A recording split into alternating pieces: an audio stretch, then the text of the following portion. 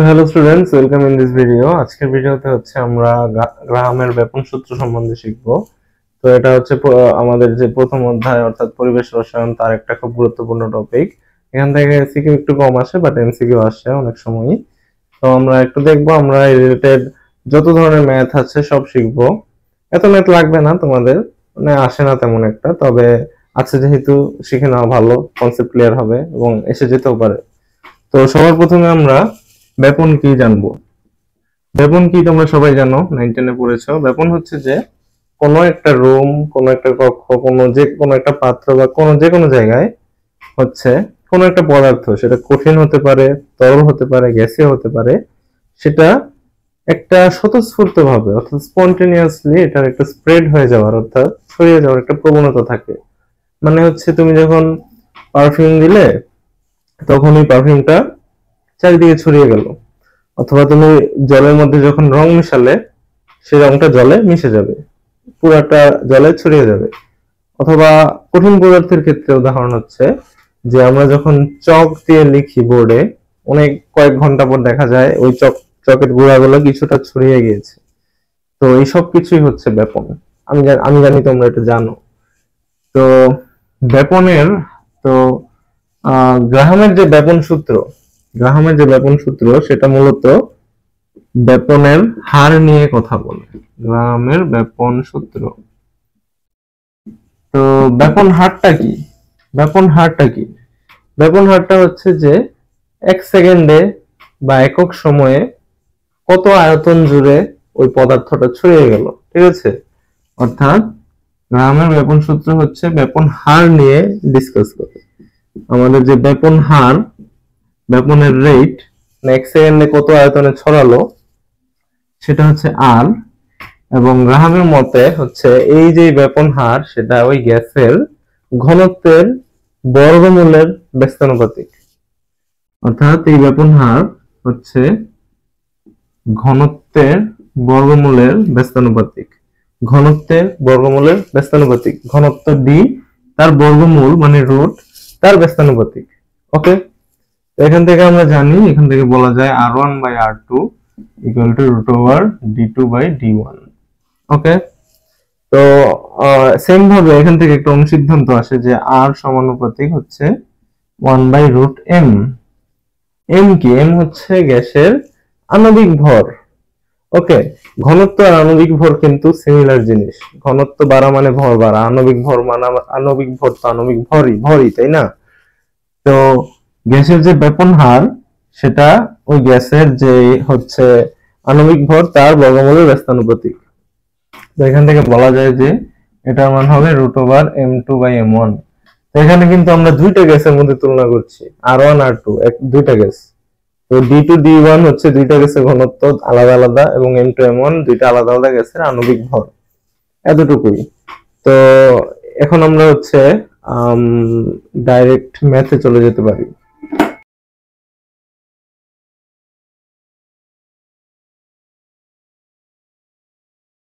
তো দেখো, আমরা প্রথমে একটা ম্যাথে যাই। তো ম্যাথটা ভালোভাবে বুঝো যে এই একটা পাত্রের আয়তন 20 লিটার, এতে আমরা অক্সিজেন গ্যাস দিলাম, এবং এই অক্সিজেন গ্যাসটাই 20 লিটার পাত্রে ব্যাপ্ত হতে অর্থাৎ ছড়িয়ে যেতে 100 সেকেন্ড সময় নেয়। 100 সেকেন্ড, তার মানে 1 সেকেন্ডে কতটুকু আয়তনে যায় আমরা কিন্তু বের করতে পারবো, যেটা ব্যাপন হার। তো প্রশ্ন হচ্ছে একই পাত্রে হাইড্রোজেনের ব্যাপনে কত সময় লাগবে। হাইড্রোজেনের ব্যাপনে কত সময় লাগবে সেটা আমরা বের করতে গেলে আমাদের কিন্তু পাত্রের আয়তন আছে, তার মানে কি হাইড্রোজেনের ব্যাপন হারটা লাগবে। হাইড্রোজেনের ব্যাপন হার বের করলে আমরা কিন্তু হাইড্রোজেনের কত সময় ব্যাপিত হবে তা আমরা বের করতে পারবো। প্রথমে অক্সিজেনের ব্যাপন হার দেখি। অক্সিজেনের ব্যাপন হার, সেটা R1 ইকুয়াল টু আমরা ধরবো যে 20 লিটার ডিভাইডেড বাই 100 সেকেন্ড, তার মানে আমরা বলতে পারি 0.2 লিটার পার সেকেন্ড। এটা হচ্ছে হাইড্রোজেনের ব্যাপন হার R1। আমরা জানি যে R1/R2 ইকুয়াল টু √m2/m1। এখানে m দিয়েছি কেন, d কেন দেইনি, কারণ m আমরা জানি এবং d প্রশ্নে দেওয়া নেই। m হচ্ছে আণবিক ভর, আমরা জানি হাইড্রোজেনের হচ্ছে 32, হাইড্রোজেনের 2 আর অক্সিজেনের হচ্ছে 32। তো এখান থেকে আমরা R2 এর মান পাবো। R1 এর মান 0.2/R2 ইকুয়াল টু √r এখানে M2 হবে হাইড্রোজেনেরটা, নিচে অক্সিজেনেরটা 32। তো এখান থেকে আমরা পাবো হচ্ছে R2 এর মানটা হবে হচ্ছে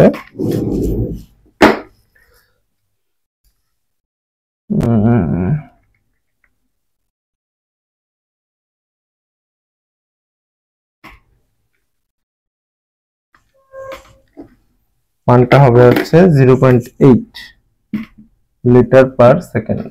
এটা হচ্ছে হাইড্রোজেনের ব্যাপন হার। তো বলা হয়েছে কি একই পাত্রে হাইড্রোজেনের ব্যাপনে অর্থাৎ 20 লিটার ব্যাপিত হতে হাইড্রোজেনের কত সেকেন্ড সময় লাগবে।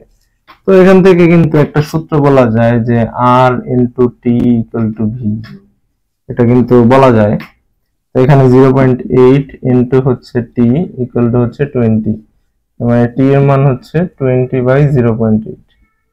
এই সূত্রটা কিভাবে দিলাম এটা আমাকে জিজ্ঞাসা করো না, এটা তোমরা নিজেরা একটু বুঝো, নিজেরা একটু মাথা খাটাও। যখন নিজের ব্রেনকে কাজে লাগাবে, যখন নিজের ব্রেনকে পরিশ্রম করাবে, ধীরে ধীরে তোমার ইন্টেলেকচুয়ালিটি বাড়বে। তো মাঝে মাঝে উচিত নিজের ব্রেনকে একটু খাটানো, ঠিক আছে? সবসময় শুধু দেখলে হয় না। তো টি এর মান যখন এটা, তখন আমরা টি এর মানটা পেয়ে যাব 25 সেকেন্ড। তার মানে কি এই পাত্রে হাইড্রোজেনের ব্যাপনে 25 সেকেন্ড সময় লাগবে।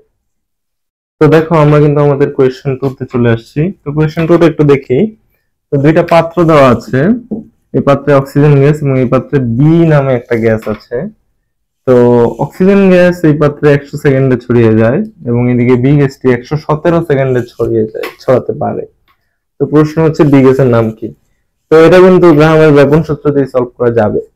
তো প্রথমে একটা জানতে হবে একটা জিনিস যে R1/R2 এটার মান কিন্তু T2/T1 ও হয়।